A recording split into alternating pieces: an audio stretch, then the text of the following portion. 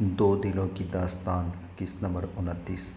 مجھے اس S P کی کمزوری ڈھونڈ کر دو ورنہ خود کو گولی مار دینا، وہ اپنے خاص آدمی پر بھڑکتے بولا۔ رحیم خان عرف آر کے کا غصے سے برا حال تھا۔ چند دنوں میں ہی اس نے ظہیر کا پتہ لگوا لیا تھا، لیکن ظہیر کے پیچھے کون سی طاقت تھی وہ فی الحال جان نہ پایا تھا، لیکن اب اس کا قہر ٹوٹنے والا تھا۔ دوسری طرف ظہیر ایم کے سامنے بیٹھا مسلسل اپنی ٹانگ ہلا رہا تھا۔ دماغ کی نسیں پھولی ہوئی تھیں، چہرہ شدت سے سرخ ہوا تھا، بازو کے پورے مسل سے وینز صاف ابھری نظر آ رہے تھے۔ کالی گہری آنکھیں اس وقت شدت ضبط سے لال تھیں۔ ریلیکس رہو ظہیر، ایم کے نے اس کی حالت کے پیش نظر کہا۔ میں کیسے ریلیکس رہوں ایم کے؟ وہ خبیث انسان میری کمزوری ڈھونڈ رہا ہے۔ میں نے کہا بھی تھا کہ ایک ہی جھٹکے میں اسے مار دیتے ہیں، لیکن تم نے منع کیا مجھے ایسا کرنے سے۔ اگر پہلے ہی اسے مار ڈالتا تو اب میری فیملی پر کوئی خطرہ نہ ہوتا۔ وہ تو غصے سے پھٹ پڑا تھا۔ آج ہی اسے دھمکی بھری کال آئی تھی کہ آر کے راستے سے ہٹ جاؤ، ورنہ وہ اس کی ہر کمزوری کو اچھی طرح جانتے ہیں، اور تمہیں ایسا کیوں لگتا ہے کہ میں اسے تمہاری فیملی تک پہنچنے بھی دوں گا؟ اور دوسری بات، میں اس آر کے کو اتنی آسان موت بالکل بھی نہیں دے سکتا۔ ظہیر، بہت حساب نکلتے ہیں میرے اس کی طرف۔ اور اب میری بات دھیان سے سنو، میرے آدمی تمہارے گھر کے باہر موجود ہیں۔ میں نے پہلے ہی سیکیورٹی سخت کر دی تھی۔ تمہارے گھر کی کوئی پرندہ بھی میری اجازت کے بغیر اندر داخل نہیں ہو سکتا۔ بس پھر سکون ہو جاؤ، بس پرسکون ہو جاؤ۔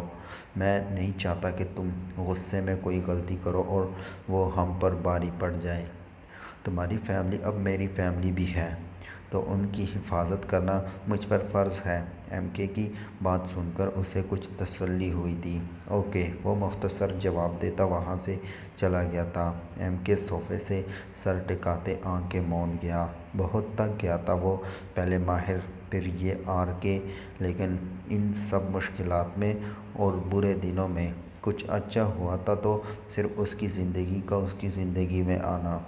اس کے لیے مروہ ہی سکون کا باعث تھی۔ اس دن کے بعد وہ کافی بیزی ہو گیا تھا کہ اس سے ملنے بھی نہیں جا پایا تھا۔ یہی سوچتے ہوئے وہ اپنے کمرے کی طرف بڑھ گیا۔ زارا شام ہوتے ہی گھر سے دوست کے گھر جانے کا بہانہ بنا کر نکلی تھی۔ پیسے وہ پہلے ہی نکلوا چکی تھی۔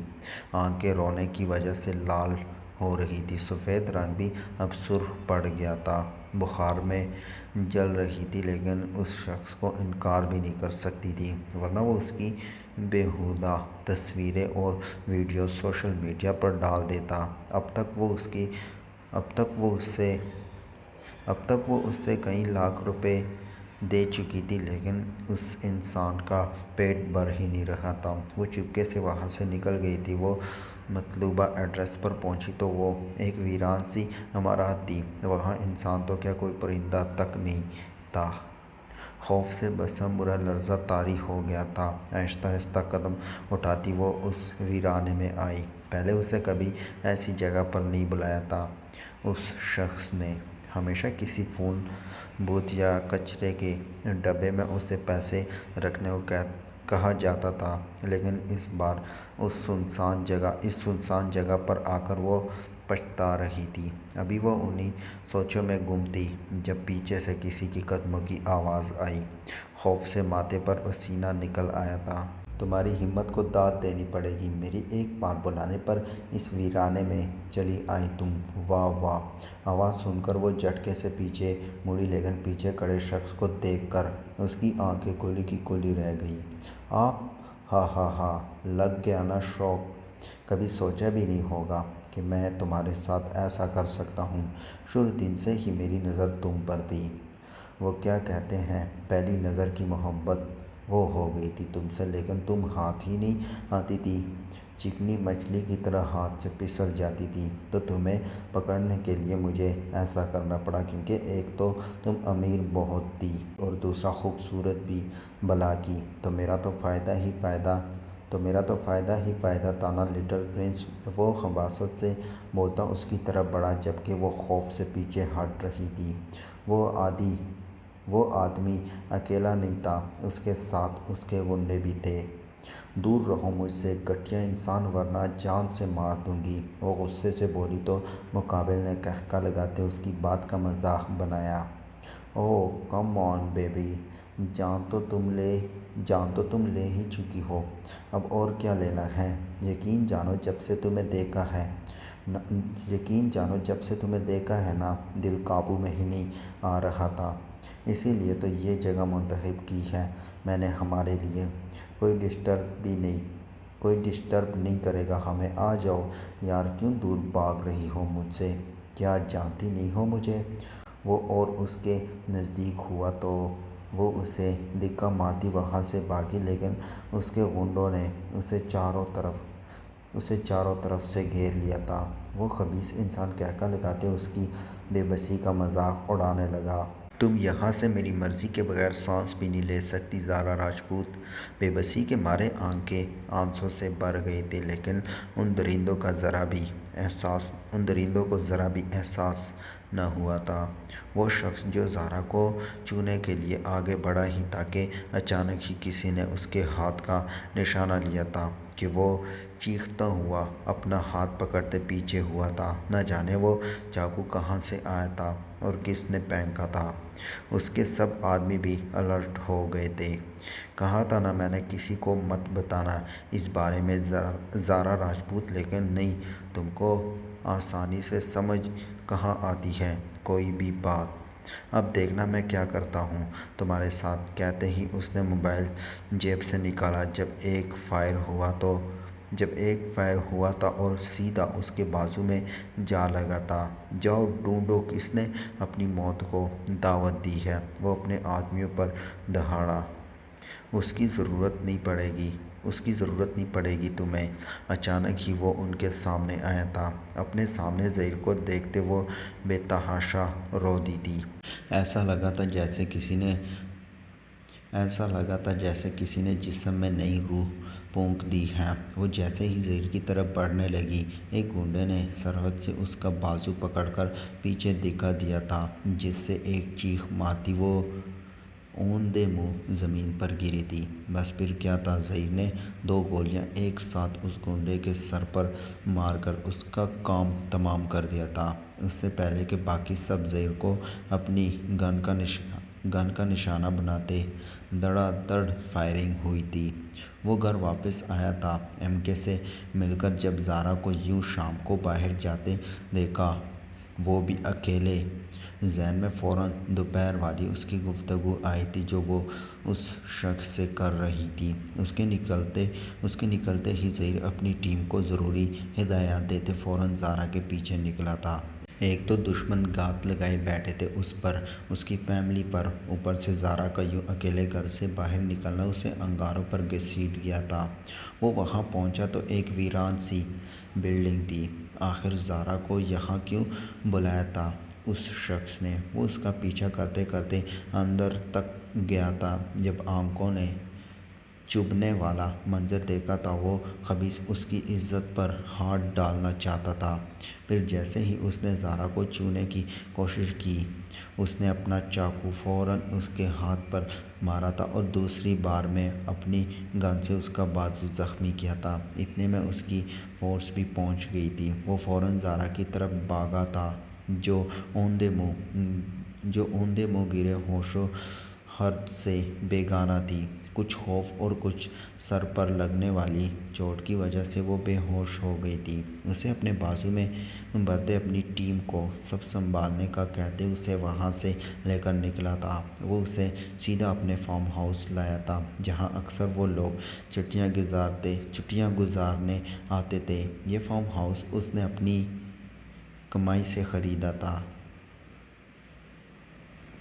وہ اسے لیتا سیدھا اپنے کمرے میں آیا، اسے بیڈ پر احتیاط سے لٹاتے وہ باہر نکلا۔ واپس آیا تو اس کے ہاتھ میں پانی کی بوتل تھی۔ اسے اس لڑکی پر اتنا غصہ آیا تھا، لیکن فی الحال مشکل سے غصہ ضبط کرتے اسے ہوش میں لانے کی کوشش کر رہا تھا۔ تھوڑی دیر بعد ہی اس نے اپنی آنکھیں کھولیں جسے دیکھ کر ظہیر کی سانس میں سانس آئی تھی۔ کتنا ڈر گیا تھا وہ اسے اس حال میں دیکھ کر۔ اس نے آنکھیں کھولی تو خود کو ایک عالیشان کمرے میں پایا۔ ذہن بیدار ہوا تو سارا واقعہ دماغ میں تازہ ہوا۔ وہ ایک جھٹکے سے بیڈ سے اٹھی تو سامنا ظہیر سے ہوا، جو سنجیدگی سے اسے ہی دیکھ رہا تھا۔ وہ روتے ہوئے فوراً اس کے سینے سے جا لگی، اس کی شرٹ مٹھیوں میں دبوچتے وہ پھوٹ پھوٹ کر رو دی تھی۔ دوسری طرف ظہیر تو جیسے سن ہی ہو گیا تھا۔ یہ نرم و گداز لمس جیسے اس کے سینے میں بھڑکتی آگ پر پانی ڈال گیا تھا۔ بے خودی میں ہی اس کے گرد اپنے بازو کا حصار قائم کیا۔ کون تھا وہ زارا، اور تمہیں کیوں بلیک میل کر رہا تھا؟ ظہیر کی آواز سن کر وہ فوراً ہوش میں آئی تھی۔ اپنی پوزیشن کا خیال کرتے وہ فوراً اس سے دور ہوئی، جبکہ ظہیر نے دوبارہ اسے خود سے قریب کرتے اس سے سوال کیا۔ اس کی آنکھوں میں دیکھ کر زارا نے بے ساختہ اپنا الگ تر کیا تھا۔ ظہیر کی آنکھوں سے یوں لگتا تھا جیسے ابھی خون چھلک پڑے گا۔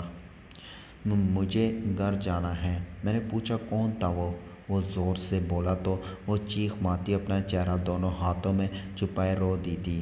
میرا پہلے ہی دماغ گما ہوا ہے، اسے مزید مت گماؤ ورنہ بہت کچھ برا ہو جائے گا۔ بتاؤ مجھے کیا ہوا تھا، کون تھا وہ، اور کیوں ہراس کر رہا تھا تمہیں؟ بتاؤ مجھے۔ وہ زور سے بیڈ پر ہاتھ مارتے بولا تو وہ خوف سے سفید پڑ گئی تھی۔ جسم لرز رہا تھا، لیکن مقابل شاید کچھ دیکھنا ہی نہیں چاہتا تھا۔ ٹیچر تھا میرا، کالج میں پڑھاتے تھے، فیض چودھری نام ہے اس کا۔ مجھے نہیں پتا ان کے پاس میری تصویریں کیسے آئیں۔ وہ مجھے انہی تصویروں کی وجہ سے بلیک میل کر رہے تھے۔ ان کی میری ہر حرکت پر نظر تھی۔ اس دن صفا کے ساتھ ہاسپٹل میں تھی تو وہ پک بھی ان کے پاس تھی۔ میں بہت ڈر گئی تھی، کسی کو کچھ بتا بھی نہیں سکتی تھی کیونکہ اس نے منع کیا تھا۔ وہ ہچکیوں سے روتی اسے سب سچ بتا گئی۔ کب سے کر رہا تھا وہ یہ سب؟ بمشکل خود پر کنٹرول پاتے اس نے پوچھا تھا۔ پچھلے 6 ماہ سے، وہ بتاتے ایک بار پھر چہرہ ہاتھوں میں چھپائے رو دی تھی۔ ظہیر نے بیڈ سے اٹھ کر ایک مکہ زور سے مارا تھا دیوار پر۔ ادھر ادھر ٹہلتے، بالوں میں ہاتھ پھیرتے وہ بمشکل غصہ کنٹرول کر رہا تھا۔ یہ سوچ ہی جان لیوا تھی کہ وہ اتنے مہینوں سے اس عذاب میں مبتلا تھی۔ مطلب ظہیر کے حویلی شفٹ ہونے سے بھی پہلے کی بات تھی۔ اور تو اور جو سب آج ہوا وہ کسی عذاب سے کم تو نہ تھا ان دونوں کے لیے۔ زارا ظہیر کا یہ روپ دیکھ کر بہت ڈر گئی تھی۔ جب اس کی سسکیاں کانوں میں پڑی تو فوراً اسے بیڈ سے اٹھاتے اپنے سامنے کیا اور پھر اسے کھینچ کر خود سے لگایا تھا۔ ایک ہاتھ اس کی کمر کے گرد باندھے دوسرے ہاتھ سے اس کے بال سہلاتے وہ اسے پرسکون کرنے کی کوشش کر رہا تھا۔ جانتا تھا بہت ڈر گئی تھی وہ اس کے غصے سے۔ رونا بند کرو زارا ورنہ بہت کچھ غلط ہو جائے گا۔ میں بہت ڈر گئی تھی ظہیر، وہ اسے سینے سے منہ نکالتے بولی تو اس کی سرخ آنکھیں دیکھ کر اس نے اپنے پوروں سے اس کے آنسو صاف کیے تھے۔ وہ اب تمہارے سائے تک بھی نہیں پہنچ پائے گا، ڈونٹ ویری۔ میں اس کی بات نہیں کر رہی۔ اب وہ تھوڑی نارمل ہو گئی تھی، تبھی بغیر اٹکے بات کر رہی تھی۔ کس سے ڈر گئی تھی اور کیوں ڈر گئی تھی؟ وہ ابھی تک اسے اپنے حصار میں لیے کھڑا تھا۔ آپ سے ڈر گئی تھی؟ کیوں میں کوئی آدم خور ہوں جو مجھ سے ڈر گئی تھی؟ وہ اب اسے لیے بیڈ پر آ بیٹھا لیکن اپنا حصار اب تک نہیں ہٹایا تھا۔ آپ کو پہلی بار اتنا غصے میں دیکھا تو ڈر گئی تھی، وہ معصومیت سے بولی تو ظہیر کو اپنا اور دیوانہ کر گئی تھی۔ اور جب تمہیں وہاں دیکھا تھا تو میں کتنا ڈر گیا تھا، تم سوچ بھی نہیں سکتی۔ یہ سوچ کر ہی جان نکل جاتی ہے میری کہ اگر اس دن میں تمہاری باتیں نہ سنتا اور آج تمہارا پیچھا کرتے یہاں تک نہ پہنچتا تو نہ جانے کیا ہو جاتا۔ یہ بات تمہیں کسی سے بھی نہیں چھپانی چاہیے تھی زارا، کم از کم مصدق کو تو بتا دیتی۔ مجھے تم سے ایسی بیوقوفی کی امید نہیں تھی، وہ بولا تو زارا مزید شرمندہ ہو گئی تھی۔ میں ڈر گئی تھی ظہیر، مجھے لگا کہ شاید کوئی میری بات کا یقین نہ کرے، اور اگر بھائی مجھے ہی قصوروار مانتے تو میں کیا کرتی پھر؟ وہ پھر آنکھوں میں آنسو لاتے بولی تو اب کی بار ظہیر خود کو روک نہیں پایا تھا، بلکہ آگے بڑھ کر اس کی آنکھوں کو اپنے لبوں سے معتبر کیا تھا، جبکہ زارا سرخ چہرہ لیے آنکھیں موند گئی تھی۔ کیوں یقین نہ کرتا وہ تمہارا؟ وہ بہت پیار کرتا ہے اپنی بہنوں سے، میں نے دیکھا ہے اسے، وہ اپنی فیملی کے لیے بہت پوزیسیو ہے۔ تم اس کی بہن ہو زارا، کیا کبھی اس نے تم لوگوں کو کسی چیز سے روکا ٹوکا ہے؟ کیا اس نے کبھی کوئی سختی کی ہے تم لوگوں پر؟ نہیں نا، تو وہ کس لیے؟ اسی لیے کہ وہ تم لوگوں پر اعتبار کرتا ہے۔ زارا اس کی باتیں سن کر بس شرمندہ ہی ہو رہی تھی۔ میرا مقصد تمہیں شرمندہ کرنا ہرگز نہیں ہے زارا، لیکن اب کوئی بھی بات ہوئی تو تم مصدق کو یا مجھے ضرور بتاؤ گی، وعدہ کرو مجھ سے آئندہ ایسی بیوقوفی نہیں کرو گی، اور نہ ایسے جھانسے کی رانی بن کر اکیلے گھر سے نکلو گی۔ تم لوگوں کی یونٹ سٹارٹ ہونے والی ہے، تم سب لوگ گارڈز کی موجودگی میں ہی باہر نکلو گی، یا پھر گھر کے کسی مرد کے ساتھ اکیلے کہیں نہیں جانا، آئی نا بات سمجھ میں؟ جی، وہ چہرہ جھکاتے بولی۔ گڈ، جاؤ فریش ہو جاؤ، پھر گھر چلتے ہیں۔ وہ اس کا ماتھا چومتے بولا تو وہ مسکراتی ہوئے اسے دیکھتی واش روم چلی گئی۔ اس کے جانے کے بعد اس نے اپنے آدمی کو کال لگائی تھی۔ امین، یہ سارے بندے مجھے MK کے ٹارچر سیل میں چاہیے، ان کو تانے لے کر نہیں جانا۔ کچھ اور ایک دو ضروری ہدایات دیتے اس نے فون بند کر دیا تھا۔ جانتا تھا اگر ان لوگوں کو اپنے پاس رکھا تو بآسانی وہ لوگ بیل پر چھوٹ جاتے، اس لیے اس نے MK کے ٹارچر سیل کا کہا تھا، کیونکہ نہ تو وہاں کوئی بیل کی گنجائش تھی، نہ وکیل کی، نہ گواہوں کی، اور نہ ہی جج کی۔ وہاں کا مالک ہی سب کچھ تھا۔ اس نے دوسری کال MK کو کی تھی، اس کو ساری انفارمیشن دیتے وہ مطمئن ہوتے وہیں بیڈ پر لیٹ گیا تھا۔ یوں کہ ٹانگیں بیڈ سے نیچے تھیں اور وہ دونوں ہاتھ آنکھوں پر رکھے نہ جانے کیا سوچ رہا تھا۔ جب زارا منہ صاف کرتے واش روم سے باہر آئی، دروازے کی آواز سنتے وہ سیدھا ہو بیٹھا اور اسے دیکھا جو نہ جانے کب اور کیسے اس کے دل میں بس گئی تھی۔